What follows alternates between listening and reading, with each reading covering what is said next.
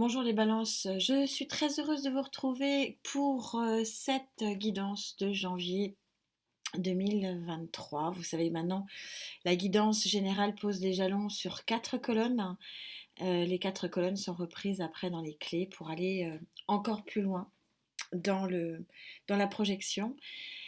Vous aviez, lors de la projection du premier trimestre 2023, sorti euh, pour janvier cette carte du 10 de terre. Donc 10 de terre, vous voyez que vous avez mis vos plus beaux habits, vous vous êtes habillé. Et pourquoi vous êtes habillé? Parce que vous sortez de votre forêt où vous attend quelque chose de beau, de neuf et de lumineux.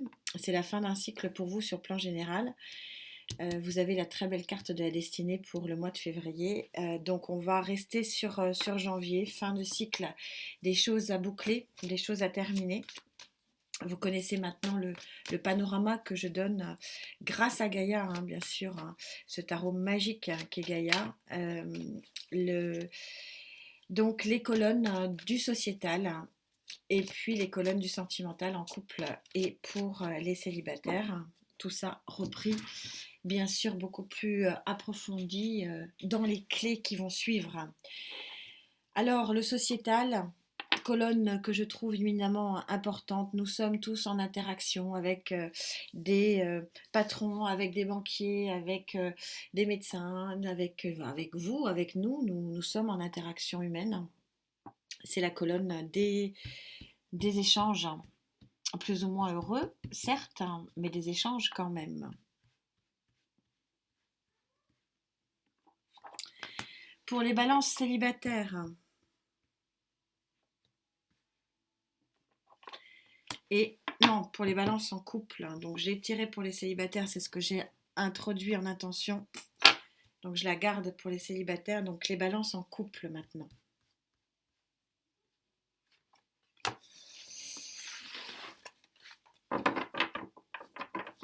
Allez,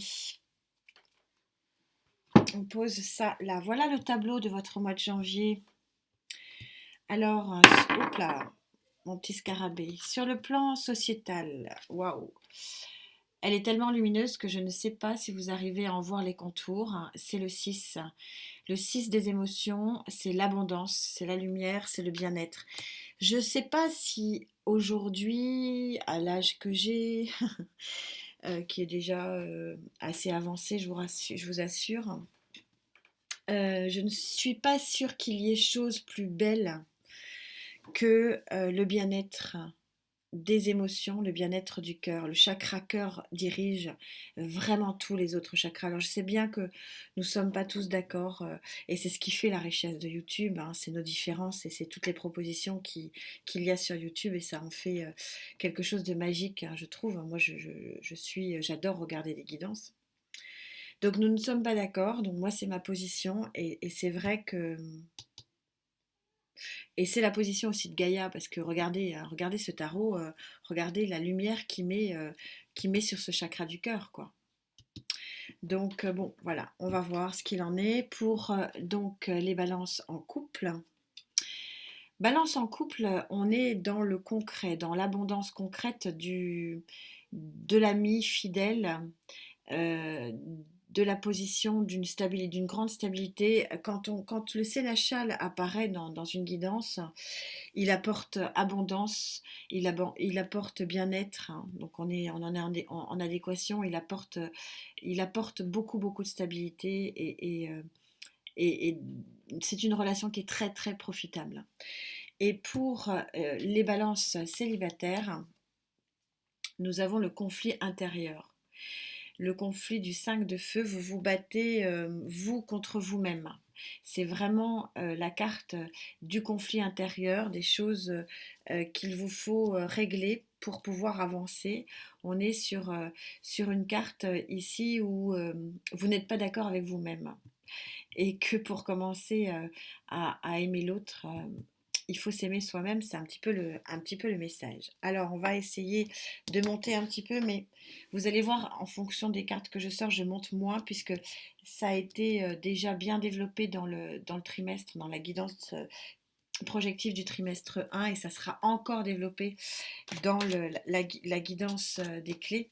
Donc je ne monte pas, à moins que ce soit nécessaire. Vous savez qu'il n'y a pas un signe qui se ressemble. Vous êtes habitué maintenant parce que oui, c'est ma connexion avec vous qui crée la guidance. Donc j'ai des cartes en plus, des cartes en moins. Enfin, vous connaissez la musique maintenant, vous n'êtes plus, surpris. Alors je sors le 8 de Pentacle ici. Le 8 de Pentacle, c'est le travail. Alors, peut-être le travail sur vous, ici. C'est la récompense d'un travail bien fait. Ça peut être le travail professionnel. On va voir. Donc, du coup, j'en rajoute.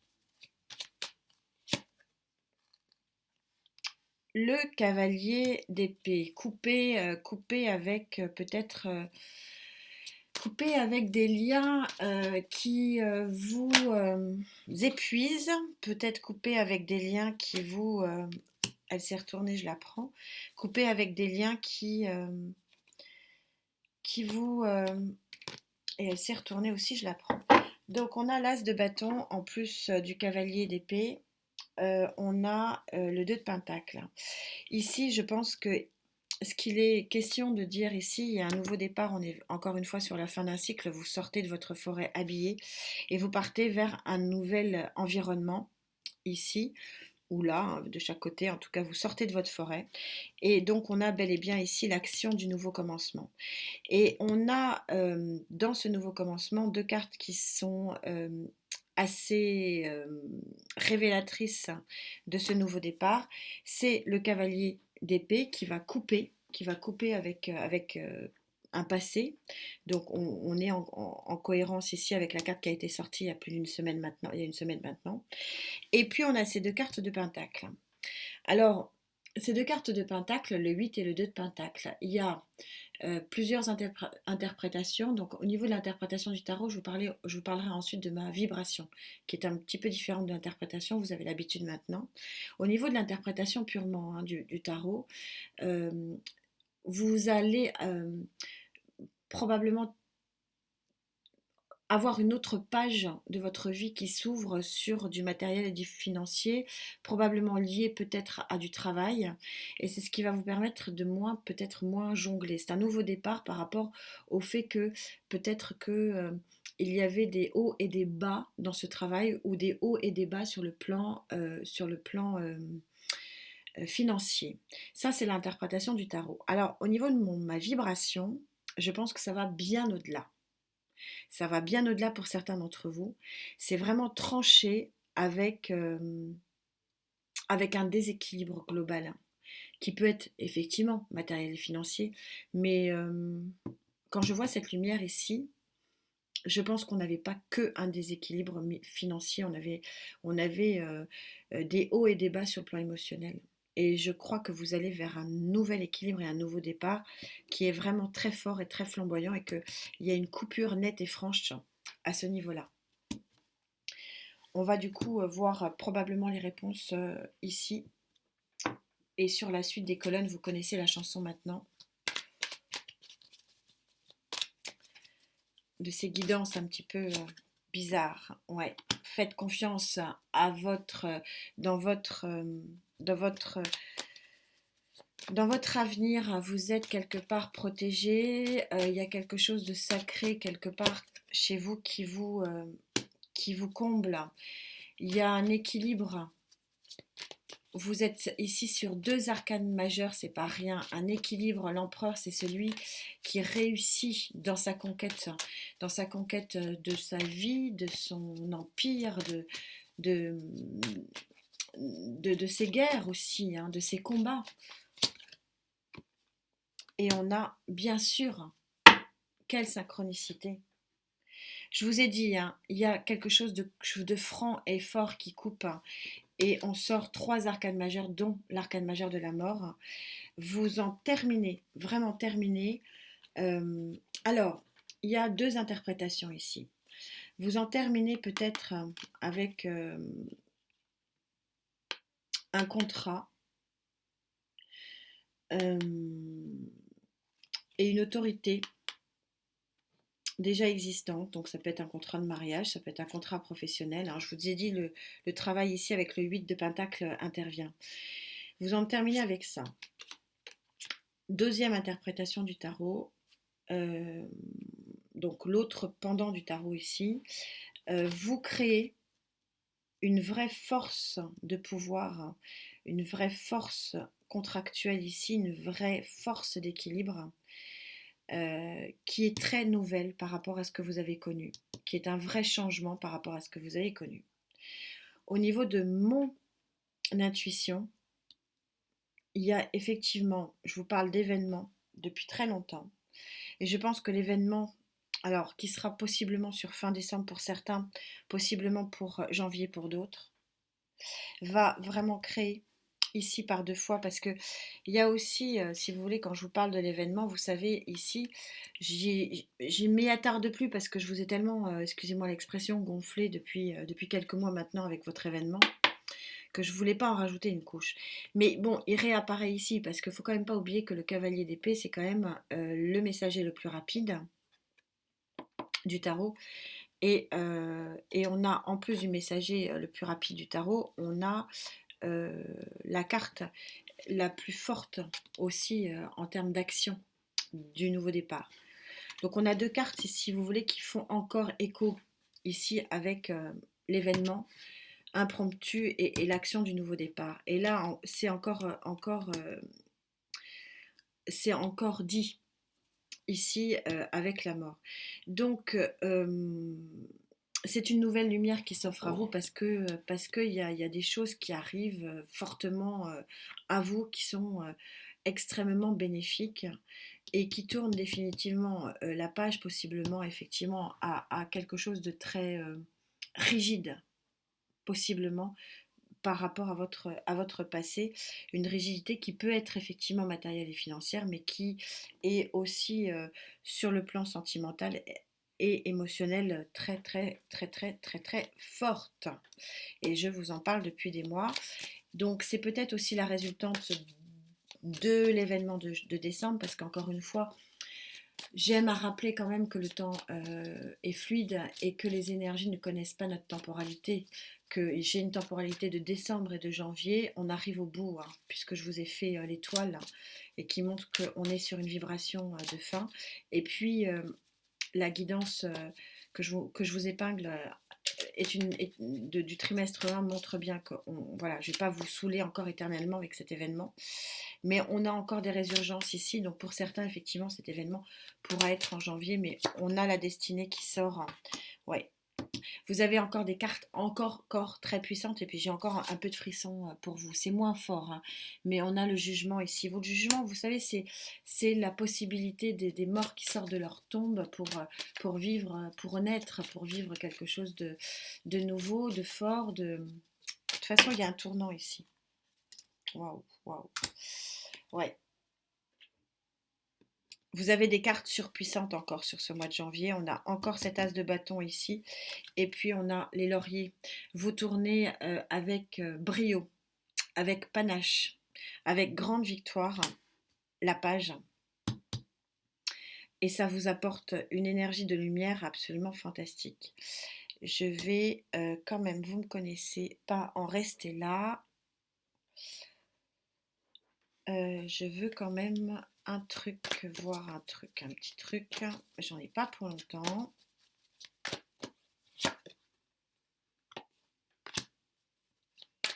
Reine d'épée. Ouais, ok.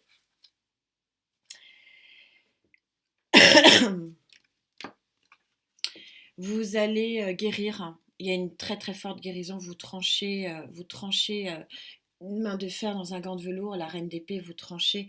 Les fluides se remettent en marche. Il y a une très très grande guérison sur le plan émotionnel ici. Vous quittez votre forêt, vous quittez votre ermite, vous quittez votre grotte, vous quittez peut-être un carcan, deux fois ici. Un carcan oppressif. Et c'est la pleine guérison ici.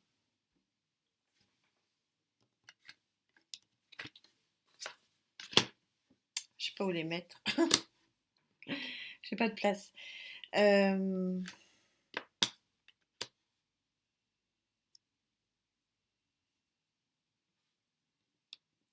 C'est de l'ordre... alors pour certains, ça va être effectivement un professionnel qu'on retrouve ici. Un boulot ras-le-bol, quoi. Mais pour d'autres, c'est bien supérieur à ça, hein. C'est un tournant de vie complet, hein. Regardez, on a une ligne qui est féroce, hein, mais féroce dans le mot énergétique. Féroce, ça veut dire que c'est comme le lion, hein, pour lutter contre ça, c'est quand même compliqué. Et c'est pour ça que finalement, sur la guidance prédictive, hein, projective du trimestre 1, vous avez en février la destinée. Parce qu'il est de votre destinée que de trouver un nouvel horizon. Mais c'est vrai que vous en voyez les contours très largement sur le mois de janvier. Moi, je pense que c'est un déménagement, c'est un changement de cadre de vie, c'est un changement majeur pour certains d'entre vous. Et changement majeur qui vous amène une grande guérison et une grande lumière. Alors, qui est cet ami, ce sénéchal qui vous apporte équilibre et abondance dans les couples? Ah, j'ai encore l'événement fort et puissant. Très joli 6 de coupe. Et le chariot. Bon, c'est peut-être des célibataires qui vont se mettre en couple parce que il y a une communication avec un ami de longue date. Et c'est une communication qui devient victorieuse. Donc ce sont peut-être effectivement pour les couples déjà établis, mais c'est aussi possiblement pour des célibataires qui retrouvent un ami d'enfance ou un être connu de leur entourage et qui vient à eux. Valet de denier, vous avez un nouveau départ dans la matière ici pour vous. 4 d'épée, vous en finissez avec votre conflit intérieur. On a 2 cartes très très liées ici. Vous allez en finir avec votre conflit intérieur. C'est la fin des célibataires. Donc là, effectivement, ce sont les célibataires qui sont plus à l'honneur dans cette guidance et qui, voilà, le pendu à l'envers. Je le laisse à l'envers. J'ai jamais trop besoin de les garder à l'envers pour les lire. Elles s'imposent à moi quand elles sont négatives. Là, il est positif, le pendu. C'est un nouveau regard sur votre vie de couple. Et donc là, je vais directement à ça parce que c'est lié. Il y a des célibataires qui ne vont pas rester célibataires sur le mois de janvier, c'est très clair ici. Parce qu'il y a quelqu'un de connu. Voilà. 5, encore le 5 d'épée. 5 et 5, on coupe avec un manque, on coupe avec un conflit intérieur. On est aidé par l'univers. La roue de fortune vous donne un coup de pouce. Un coup de pouce. Et on a de nouveau le pendu ici à l'envers. Un coup de pouce pour sortir de votre inertie. Pour sortir de l'idée que vous ne pouvez pas avoir accès à la lumière. Regardez cette très jolie lumière ici. Vous allez... on a ces 2 colonnes, comme c'est souvent le cas, qui sont reliées. Des célibataires qui vont avoir une communication extrêmement fructueuse avec quelqu'un qu'ils connaissent, qui revient possiblement, ou alors c'est un ami, hein, c'est le vrai ami qui n'a jamais été dans votre cœur et qui devient celui de votre cœur. Ouais. Voilà, ça se passe de commentaires. Est-ce qu'il y en a une qui s'est retournée? Elle a peut-être voulu, mais elle ne s'est pas retournée. Non, j'ai pas de carte retournée. Ok. Bon, ben voilà. Hein, la messe est dite. On a effectivement ces 2 colonnes qui sont complètement liées. Alors, possiblement, le retour, la communication, l'événement l'événement rapide, hein, deux cartes très très rapides, chariot. Vous avez l'arcane majeur de la rapidité, vous avez l'arcane mineur de la rapidité.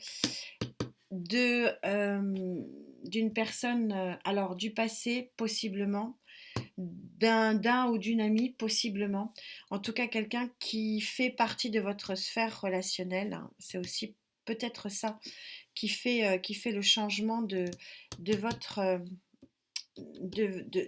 du rejet de votre carcan ici et de votre renaissance. C'est juste magnifique et on retrouve ici l'événement rapide. Donc c'est possiblement un événement, un très très joli événement amoureux pour vous, ami Balance. Allez, ça change un peu. Et qu'est-ce que l'on a au niveau de votre conclusion?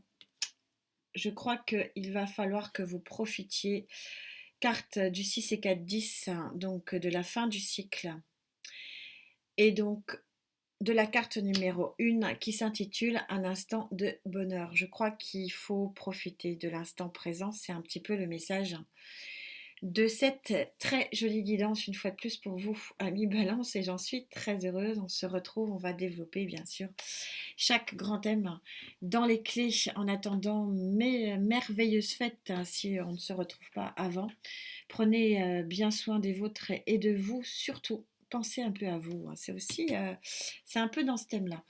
Et puis on se retrouve très vite. Merci infiniment, c'est un cadeau de vous avoir. Namasté.